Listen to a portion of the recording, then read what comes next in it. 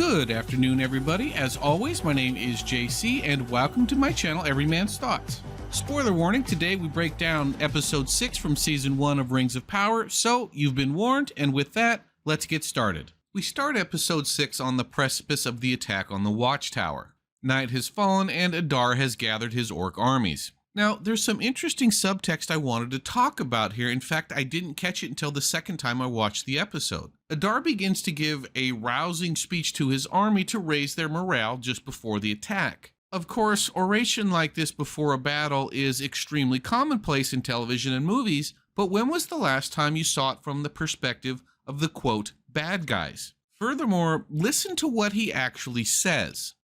For the first time, we do so, not as unnamed slaves in faraway lands, but as brothers. We're no longer nameless slaves. We fight as brothers. This is our home. These aren't the words and sentiment of your typical megalomaniac, power-mad narcissist or some force of pure evil. He has a genuine affection for his men, and in kind, they refer to him as father. The irony here is that based on all of the episodes we've seen so far, if you're a rank-and-file soldier, you'd much rather serve under Adar than you would Galadriel. Adar's orcs love him, Galadriel's elves mutinied, and rightfully so. Anyway, I'm thinking that long-term they're setting these orcs up to be more sympathetic figures than your stereotypical bad guys. If you recall the previous episode, the anger and visceral reaction that Adar had to being referred to as Sauron, this makes me think that perhaps it was Morgoth or Sauron that was brutalizing these orcs. So I'm guessing we're heading towards something like Adar was under Sauron's thumb, he saw his opportunity to escape,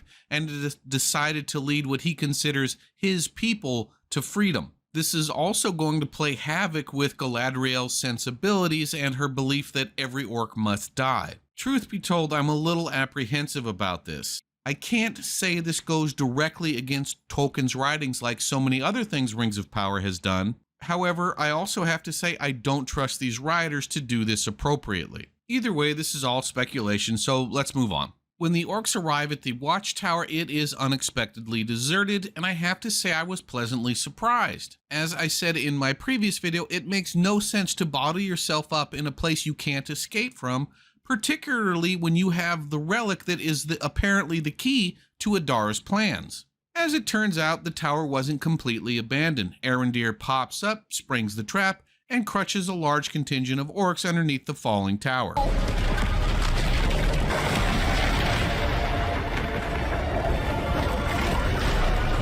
Because of the situation, I expected something like this, but even still, it was fun and I enjoyed it for what it was. Unfortunately, immediately thereafter, here are the villages going back to town, bottling themselves up in an inescapable situation, all but guaranteeing that they get trapped and Adar finds the relic he's been looking for. At the same time, the show takes this opportunity to remind us that the Númenóreans are on the way and that we can expect them to arrive at the very last minute to save the day.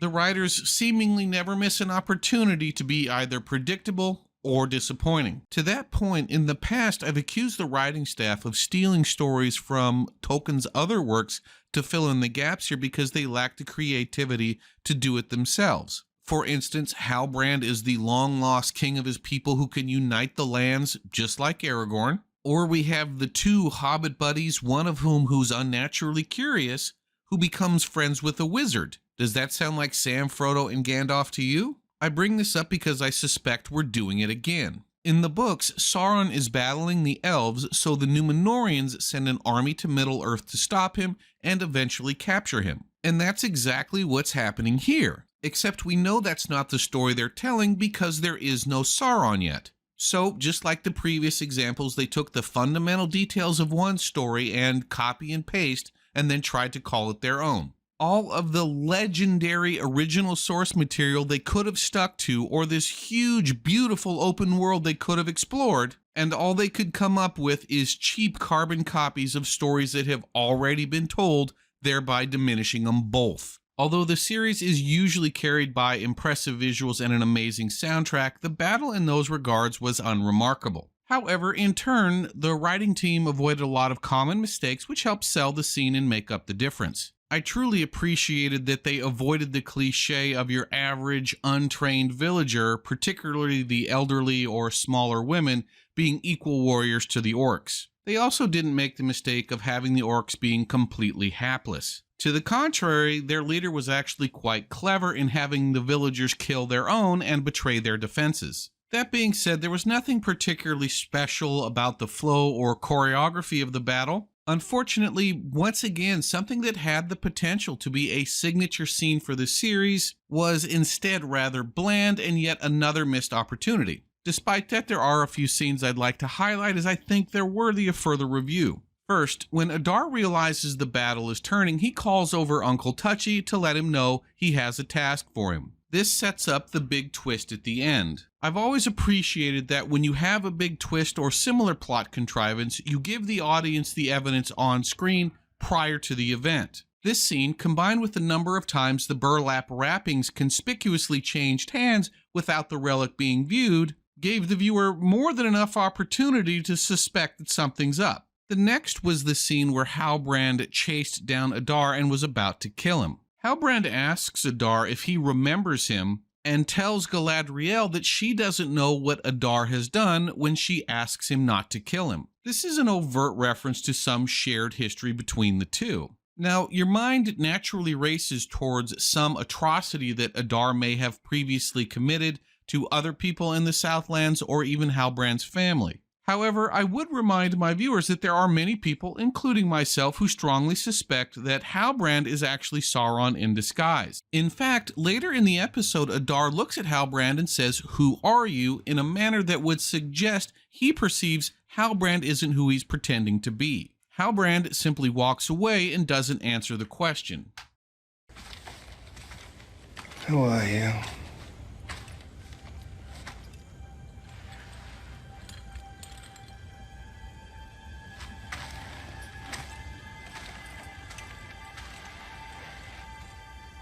The last scene related to the battle I want to talk about was the conversation between Galadriel and Adar when he was a captive in the barn. This was one of the more interesting scenes in the entire series thus far. Not surprisingly, the main reason it is so good is, unlike the rest of the show, it actually has some Tolkien in it. After stating that he killed Sauron, Adar tells Galadriel that the orcs, no matter what they are, were also created by the One Power, just like everybody else, and thus deserving to have a place they call home and the right to live their lives. Galadriel is so triggered by this that she's about to kill Adar herself before Halbrand stops her. Even this scene itself is marred by how badly out of character Galadriel actually is. It really makes you wonder how the real Galadriel would have reacted in this same situation, and that's the show that most of us wanted to see. Moving beyond the battle, we also appear to have a budding romance between Halbrand and Galadriel. I'm going to tell you right now, I can't wait to see the reaction from Tolkien fans if it turns out Sauron pipes Galadriel.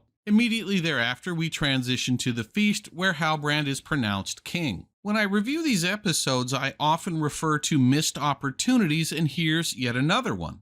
If you're going to have a scene where someone is made king, do it right. This was just awkward and hard to watch. This brings us to our climactic finale twist. When Adar summoned Uncle Bad Touch, he gave him the relic and replaced it with a decoy. Uncle, "Hey kid, want some candy?" then used the relic to release a dam and flood Mount Doom. The flood in Mount Doom caused a chain reaction and the volcano exploded. This was clearly Adar's plan the entire time. If nothing else, the ash in the air will block out the sun and allow the orcs to travel above ground freely. I have to say I enjoyed this scene at least as much as anything I've seen in the series thus far. As always, the visuals and sound were excellent and the reveal was well done. What separates this from so much of the show is this scene actually had some clever writing. For instance, up until now, we assumed the tunnels were exclusively for the orcs to travel during the daylight.